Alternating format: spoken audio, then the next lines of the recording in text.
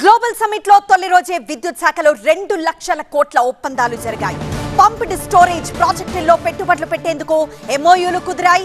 Future సిటీలో కొత్త zoo park కి ముఖేష్ అంబానీ ముందుకొచ్చారు.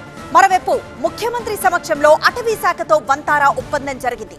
వంతారాలో ఉండే సదుపాయాలన్నీ ఫ్యూచర్ సిటీలోనూ ఉండేలా ఏర్పాట్లు జరిగాయి. ఈ నెలాఖరున వంతారాన్ని సందర్శనకు ముఖ్యమంత్రి రేవంత్ వెళ్లబోతున్నారు. ఇక మై హోమ్ పవర్ సంస్థ 7,000 కోట్ల పెట్టుబడులు పట్టనుంది.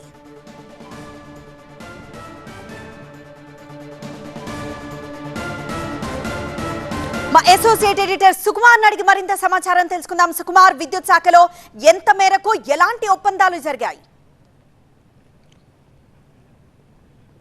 తెలంగాణ రైజింగ్ గ్లోబల్ సమిట్లో భాగంగా మొదటి రోజు అత్యధికంగా పెట్టుబడులు దాదాపు 2 లక్షల కోట్ల పెట్టుబడులు, అదేవిధంగా ఎంప్లాయ్మెంట్కి సంబంధించిన పూర్తి డేటా ఎంఓఎస్ జరిగినవన్నీ కూడా మనకి అఫిషియల్గా డేటా రావడం జరిగింది. ముఖ్యంగా ఈరోజు ఉదయం నుండి ఎక్కువగా గ్రీన్ ఎనర్జీకి సంబంధించి, అదేవిధంగా నెట్ జీరో ఎనర్జీ 2047 ఏదైతే క్లీన్ ఎనర్జీ కోసం ప్రయత్నాలు ప్రభుత్వం చేస్తుందో దానికి సంబంధించి పూర్తిగా పెట్టుబడులు వచ్చినట్టుగా మనకు కనిపిస్తున్నాయి.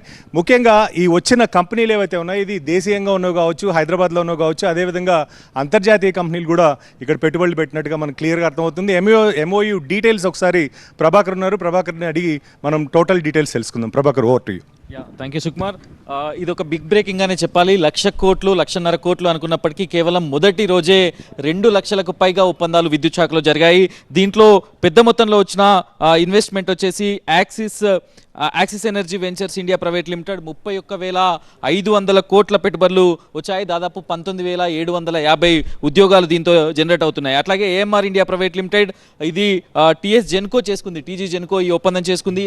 ఇవన్నీ కూడా పంపుడ్ స్టోరేజెస్ ఒప్పందాలు 12,500 కోట్ల రూపాయలు. అట్లాగే ఆస్తా గ్రీన్ ఎనర్జీ సోలార్ పార్క్ నిర్మించబోతుంది 5,600 కోట్లతో.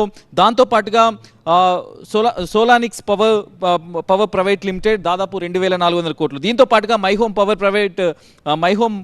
ప్రైవేట్ లిమిటెడ్ 7,000 కోట్లతో దాదాపు 12,500 ఉద్యోగాలు ఇచ్చేలా పెట్టుబడులు పెడుతుంది. దాంతోపాటుగా గ్రీన్కో కూడా పెద్ద ఎత్తున ఒప్పందం చేసుకుంది. సో మొత్తం కూడా 2 లక్షలకు పైగా ఒప్పందాలు జరిగాయి. పూర్తి స్థాయిలో పంపుడ్ స్టోరేజ్ ప్రాజెక్టులపైనే ఈ మేజర్ ఒప్పందాలు కూడా జరిగినట్టుగా మనకు అఫీషియల్ డాటా తెలుస్తుంది. TV9 ఎక్స్క్లూజివ్గా దీన్ని బ్రేక్ చేస్తుంది.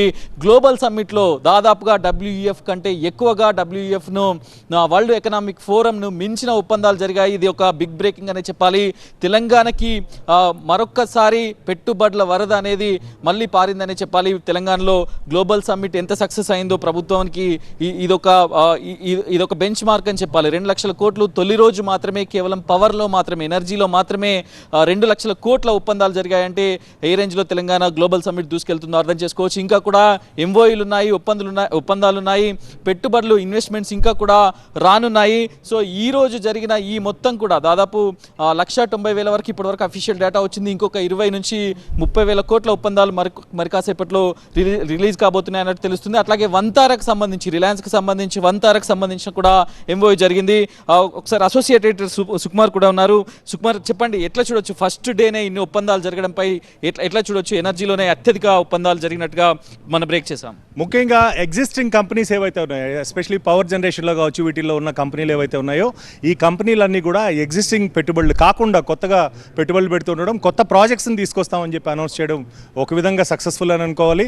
ప్రభుత్వం దాదాపు 4 లక్షల కోట్లు టార్గెట్ పెట్టుకుని ఉంటే మొదటి రోజు కేవలం ఒక ఎనర్జీ సెక్టార్లోనే 2 లక్షల కోట్లు పెట్టుబడులు రావడం జరిగింది. Over to studio.